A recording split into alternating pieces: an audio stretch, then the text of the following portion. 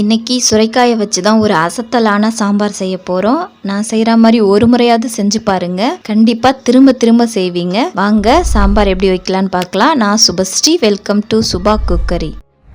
First சுரைக்காயை இது போல் சின்ன சின்னதாக கட் பண்ணி நான் கழுவி வச்சுருக்கேன். இது ஒரு பக்கத்தில் இருக்கட்டும்.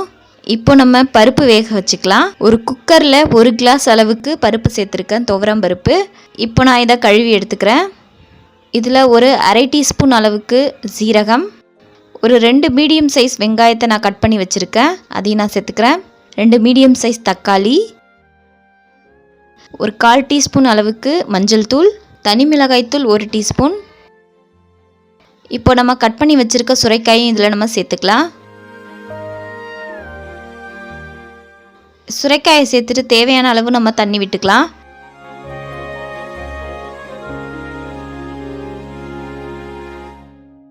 இப்போ குக்கரை மூடிட்டு விசில் வச்சுக்கலாம். ஒரு 4 விசில் வர வரைக்கும் நம்ம வெயிட் பண்ணலாம். இப்போது இதுக்கு தேவையான மசாலா நம்ம ரெடி பண்ணிக்கலாம். ஒரு மிக்சி ஜாரில் 1 மூடி அளவுக்கு தேங்காவை துருவி நான் மிக்சி ஜாரில் சேர்த்துக்கிறேன். 1/4 டீஸ்பூன் சீரகம் சேர்த்து இதை நல்லா கொரப்பாக அரைச்சி எடுத்துக்கோங்க. பாருங்கள், இந்த அளவுக்கு அரைச்சா போதும். இப்போது 4 விசில் வந்துடுச்சு. இப்போ ஸ்டவ் ஆஃப் பண்ணிவிட்டு ப்ரெஷர் அடங்கினதுமே நம்ம குக்கரை ஓப்பன் பண்ணிடலாம். பாருங்கள் எந்த அளவுக்கு வெந்திருக்குன்னு. சுரைக்காயும் தண்ணி விட்டு நல்லா வெந்து வந்திருக்கு. இப்போ நம்ம ஒரு கரண்டியை வச்சு ஓரளவு மசிச்சு விட்டுக்கலாம். பாருங்கள், இந்த அளவுக்கு மசிச்சு விட்டால் போதும். வாங்க இதுக்கு தாளிப்பு ரெடி பண்ணிடலாம். ஒரு கடாயில் 3 டேபிள் ஸ்பூன் ஆயில் சேர்த்துக்கிறேன். 1/4 டீஸ்பூன் கடுகு, 1/4 டீஸ்பூன் உளுத்தம்பருப்பு, 2 வரமிளகாய், 1 கொத்து கருவேப்பிலை, இது எல்லாத்தையும் சேர்த்து நல்லா பொரிய விட்டுக்கோங்க. இது பொரிஞ்சதுக்கப்புறம் இப்போ நம்ம மசிச்சு வச்சுருக்க பருப்பை நம்ம இதில் சேர்த்துக்கலாம்.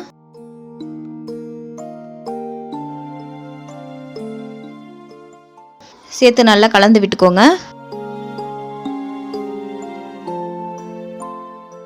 இது கூட தேவையான அளவு உப்பு சேர்த்துக்கோங்க. உப்பு சேர்த்து நல்லா கலந்து விட்டுக்கோங்க.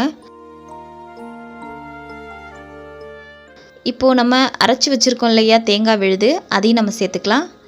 சேர்த்துட்டு ஒரு கொதி வந்த உடனே நம்ம ஸ்டவ் ஆஃப் பண்ணிக்கலாம்.